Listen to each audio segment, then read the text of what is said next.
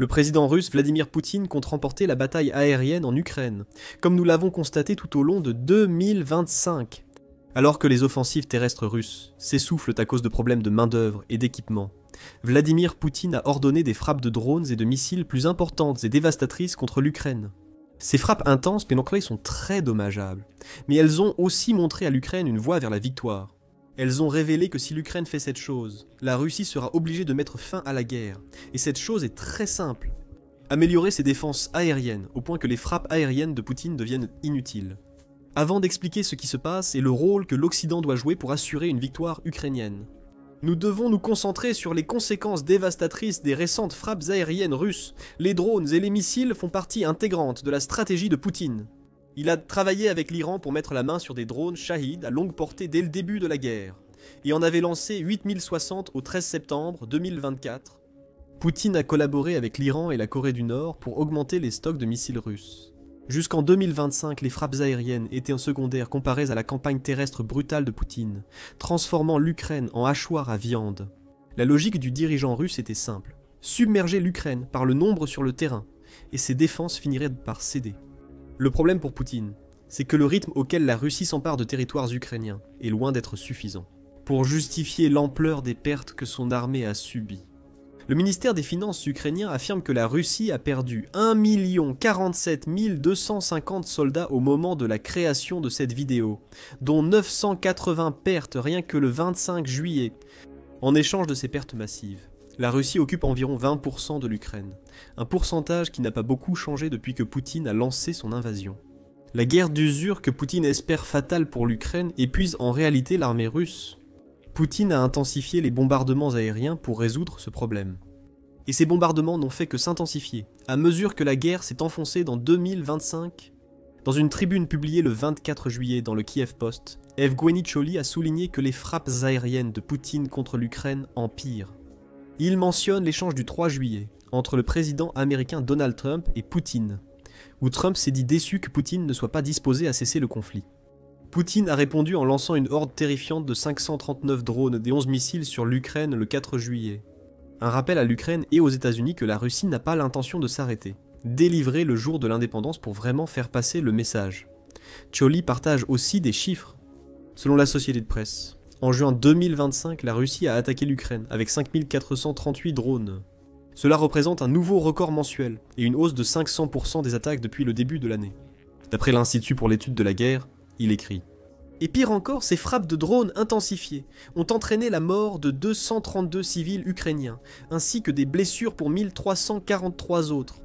Ne croyez pas que Poutine ait l'intention de ralentir. Au contraire, juillet a été encore pire pour l'Ukraine dans le domaine aérien. Le 21 juillet, ABC News a rapporté que la Russie avait lancé un total de 4 929 drones et 148 missiles sur l'Ukraine. Entre le 1er juillet et la date de publication de l'article, cela représente en moyenne 234 drones et 7 missiles par jour. En supposant que ces moyennes se maintiennent, la Russie aura lancé au total 7035 drones et 210 missiles sur l'Ukraine d'ici la fin juillet. C'est un autre chiffre qui bat tous les records. Cela révèle une chose. Poutine a tout misé sur sa stratégie aérienne. La raison est simple. Comme l'a noté le Conseil de l'Atlantique dans un article du 1er juillet couvrant l'escalade de la stratégie aérienne de Poutine, la Russie veut submerger les défenses aériennes de l'Ukraine. Ce concept n'est pas nouveau, selon le Conseil, car la Russie tire des drones et des missiles sur les villes et infrastructures ukrainiennes depuis des années. Mais l'intensité pure actuelle indique que Poutine espère épuiser les défenses aériennes de l'Ukraine, au point qu'elle soit si sollicitée qu'elle ne puisse plus protéger toutes les cibles frappées par la Russie, ou, au pire pour l'Ukraine, qu'elle s'effondre totalement, permettant à la Russie de dominer l'espace aérien. Selon le Conseil de l'Atlantique, cela a été possible grâce à une production de drones massivement accrue en Russie. Durant la première année de l'invasion, la Russie a principalement compté sur l'Iran pour fournir la plupart des drones longue portée utilisés lors des attaques contre les villes ukrainiennes. Récemment, Moscou a obtenu la technologie de Téhéran et produit maintenant des drones localement. Le Conseil a raison. The Guardian rapporte que Poutine utilise désormais des adolescents pour concevoir et tester des drones, les faisant travailler dans le secteur de fabrication de drones en pleine expansion en Russie. Defense News ajoute que Poutine veut augmenter la production de drones au point que la Russie puisse, de façon réaliste, lancer 2000 drones par jour sur l'Ukraine sans épuiser ses stocks. La dépendance accrue de la Russie aux drones et aux missiles a incité les alliés de l'Ukraine à rechercher d'urgence des systèmes de défense aérienne à lui fournir. Selon Deutsche Welle, le 23 juillet, plus de systèmes de défense aérienne Patriot doivent être envoyés en Ukraine. Il souligne également que plusieurs alliés de l'Ukraine, dont la Suisse, pourraient retarder leurs propres commandes de missiles et de batteries Patriot, afin de donner la priorité à l'Ukraine. Les attaques aériennes de Poutine s'intensifient et deviennent de plus en plus dévastatrices, mais cela ne suffit pas. Hélas, ces frappes aériennes, létales en hausse, ne suscitent pas de réaction adéquate de l'Occident et sont peu médiatisées à l'international. Cholly écrit avec tristesse sur Kiev d'après-guerre, et il a raison.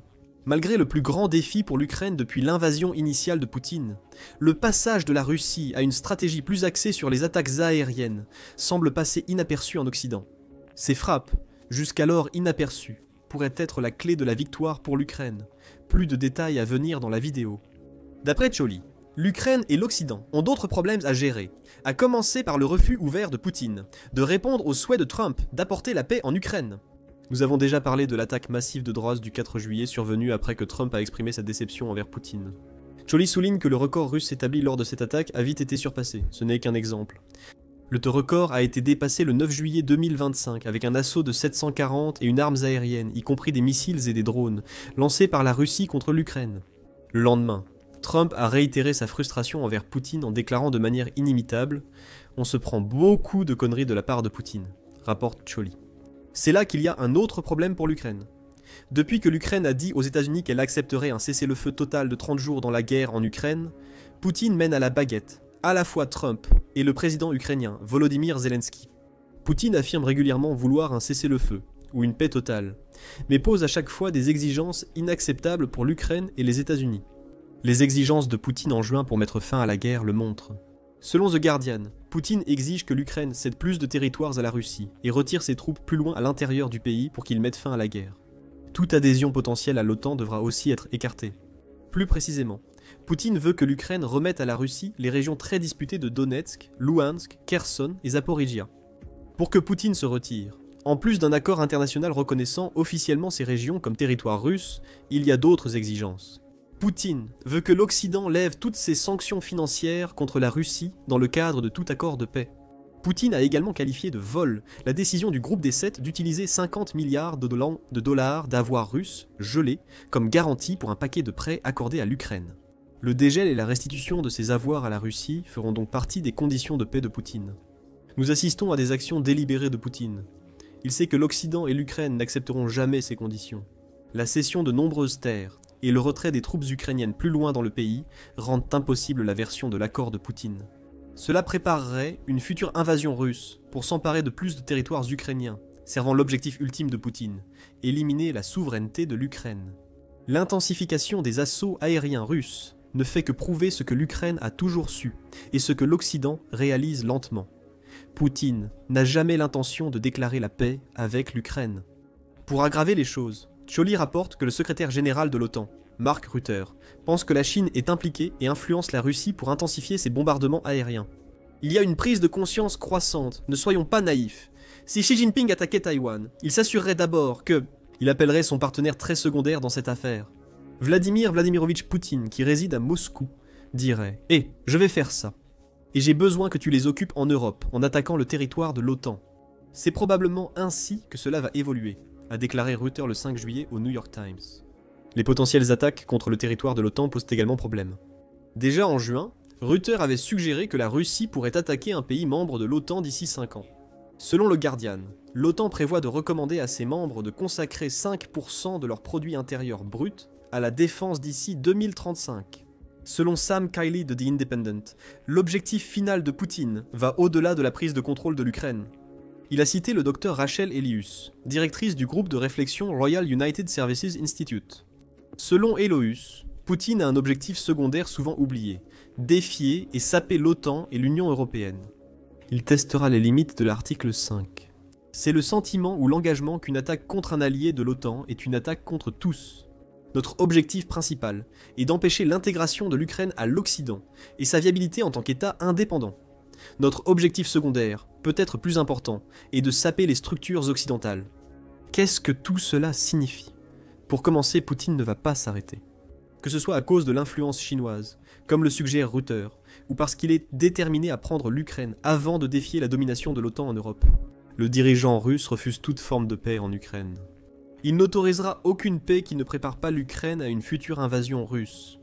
Pour permettre à son armée de poursuivre le combat et les dommages en Ukraine, Poutine ordonne un nombre record d'attaques aériennes depuis le début de cette invasion, il y a près de 3 ans et demi. Des quantités records de drones envahissent désormais quotidiennement le ciel ukrainien, alors que Poutine a déplacé sa stratégie d'écrasement de l'Ukraine du sol vers les airs. Mais nous avons mentionné plus tôt que ce changement de stratégie pourrait être ce qui ouvre la voie à la victoire de l'Ukraine. Cela donne à l'Ukraine la capacité de faire une chose qui mettra fin à l'invasion russe pour toujours, sécuriser son ciel.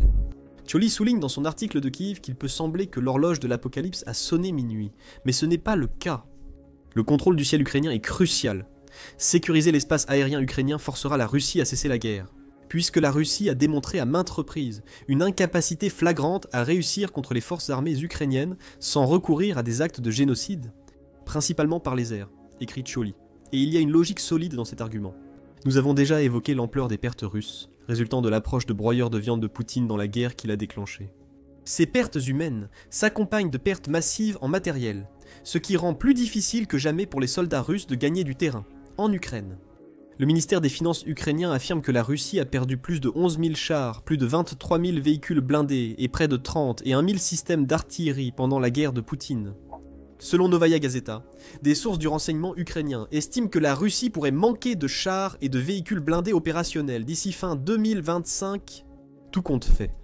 La dépendance grandissante de Poutine envers les frappes aériennes n'est plus la démonstration de force qu'il prétend. C'est du désespoir.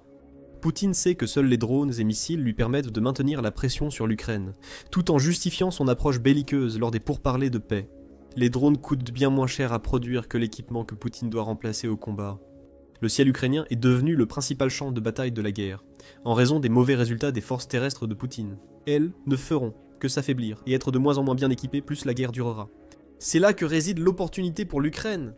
Si elle sécurise son ciel, elle prive Poutine de sa dernière arme majeure.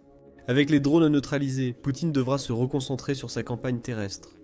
Poutine sait que cette approche pourrait prendre des décennies avant que ses forces ne contrôlent toute l'Ukraine, mais il aura disparu bien avant cela. Il croit devoir tout miser sur le front aérien maintenant, pour espérer gagner la guerre qu'il a déclenchée. L'Ukraine doit donc sécuriser son espace aérien. L'arrivée de nouveaux F-16 influence certainement sa tentative de parvenir à ses fins. Le premier avion de chasse fabriqué aux États-Unis est arrivé en Ukraine en août 2024 et plusieurs dizaines d'autres ont été promis par des partenaires européens. Selon le National Interest, ces avions peuvent aider l'Ukraine à rééquilibrer le champ de bataille face à la Russie. Il indique que l'Ukraine utilise ces F-16 pour neutraliser les défenses aériennes ennemies. Cela ouvre des couloirs permettant à l'Ukraine de lancer ses propres missiles et drones sur des infrastructures russes cruciales. C'est important si l'Ukraine peut cibler les installations qui fabriquent les drones russes et les aérodromes d'où sont lancés leurs missiles. Cela frappe au cœur de la stratégie de pression aérienne de Poutine. Les frappes air-sol de précision contre les forces de Poutine relèvent également des capacités du F-16, tout comme la défense aérienne. Selon le Kiev indépendant, la première utilisation enregistrée des F-16 par l'Ukraine en août 2024 a permis au pays de repousser une attaque massive de missiles russes. Ainsi, ces avions contribueront à sécuriser l'espace aérien ukrainien à l'avenir. L'Ukraine les utilise pour abattre les missiles russes, tout en ciblant les installations de Poutine, affaiblissant ainsi les assauts aériens de la Russie. Mais les F-16 ne suffisent pas, l'Ukraine a besoin d'autres systèmes de défense aérienne, et elle commence à en obtenir. Au début du mois de juillet, nous avons rapporté comment l'Ukraine utilise les canons anti-aériens allemands Gepard pour abattre des hordes de drones russes. Notre vidéo donne plus de détails. Selon Euronews, le 21 juillet, l'Allemagne et les États-Unis ont convenu de livrer ensemble 5 systèmes de défense aérienne Patriot de plus à l'Ukraine dans les prochains mois. Il semble que l'Allemagne financera ces systèmes Patriot, qui seront livrés par les États-Unis à l'Allemagne pour être ensuite transférés en Ukraine. Le 23 juillet, United 24 Media a rapporté que les États-Unis ont approuvé 2 nouveaux lots d'aide. L'un d'eux verra l'Ukraine payer 172 millions de dollars pour l'entretien, la réparation et la restauration de ses systèmes de défense aérienne, Hawk Phase 3. De telles armes seront cruciales pour la stratégie de l'Ukraine de regagner le contrôle de son espace aérien. Les Patriots et les F-16 aideront l'Ukraine à contrer la menace des missiles russes. Les anciens systèmes Hawk et Gepard ne sont peut-être pas capables d'abattre les missiles russes les plus modernes, mais tous deux peuvent semer le chaos parmi les essaims de drones que Poutine envoie en Ukraine. L'idée est simple. En augmentant le nombre de ces systèmes en Ukraine, on réduit l'efficacité de la nouvelle stratégie de bombardement aérien de Poutine. Et si cette stratégie est minimisée, l'Ukraine pourra se concentrer sur les contre-attaques au sol, en sachant que son espace aérien est sous contrôle. Le plan de l'Ukraine a un problème. Il dépend trop de l'implication occidentale. On peut déjà le constater via les accords conclus par l'Ukraine avec l'Allemagne et les États-Unis pour les systèmes de défense aérienne mentionnés. Cependant, comme le souligne Scholli depuis Kiev après la paix, l'Occident doit collectivement en faire plus. C'est la seule façon de sauver l'Ukraine, tout en s'assurant que le reste de l'Europe n'est pas à s'inquiéter du désir de Poutine d'étendre la Fédération de Russie au-delà des frontières de l'Ukraine. L'OTAN et ses membres doivent donc travailler avec diligence pour armer adéquatement l'Ukraine, sécuriser son espace aérien et minimiser les dommages supplémentaires aux civils et aux infrastructures, écrit Scholli. Ne pas atteindre cet objectif compliquera considérablement les futures négociations de paix avec la Russie, car le Kremlin ne prendra pas l'OTAN ou ses membres au sérieux. La Russie ne réagira pas non plus aux appels non affirmés pour qu'elle mette fin à sa guerre génocidaire contre l'Ukraine. Traduction. Il est temps que l'Occident assume ses responsabilités et fournisse à l'Ukraine les défenses aériennes nécessaires pour contrôler son espace aérien et freiner la Russie. Les accords mentionnés précédemment sont un bon début, et d'autres sont en préparation. Selon Al Jazeera, le 23 juillet, l'Union européenne a annoncé une 18e série de sanctions visant à freiner la production de drones russes. Les États-Unis ont rejoint symboliquement le groupe de contact pour la défense de l'Ukraine, qui compte 52 nations, et joueront un rôle plus important pour s'assurer de la livraison effective des armes nécessaires à l'Ukraine. Selon Business Insider, le 6 juillet, les pays de l'OTAN augmenteront leurs dépenses de défense d'ici 2025. Une partie de cet investissement concerne le remplacement et la reconstitution des stocks de missiles et de systèmes qui ont été envoyés en Ukraine, peut-être en prévision des futures actions de Poutine en Europe. Cependant, il y a, espérons-le, une chance que les membres de l'OTAN aient pris conscience du fait que la guerre pourrait être arrêtée en Ukraine. La livraison de systèmes de défense aérienne cruciaux à l'Ukraine pourrait marquer un tournant dans la guerre. Vladimir Poutine a clairement exposé sa stratégie pour l'avenir. Si l'Ukraine rallie ses alliés occidentaux, elle pourra sécuriser son espace aérien et neutraliser les frappes aériennes les plus intenses de Poutine, le privant de sa dernière option pour vaincre son ennemi. Renforcer ses défenses aériennes pour contrôler son ciel n'est qu'une partie du plan de l'Ukraine. Elle doit aussi détruire les défenses aériennes russes, ouvrant la voie à des frappes accrues en territoire russe. C'est précisément ce qu'elle fait. L'Ukraine a arraché les yeux de la Russie et brisé son bouclier de défense aérienne lors d'une frappe dévastatrice. Pour en savoir plus, regardez notre vidéo et abonnez-vous à l'émission militaire afin de suivre de près le parcours de l'Ukraine vers la victoire contre la Russie. Merci de votre visionnage.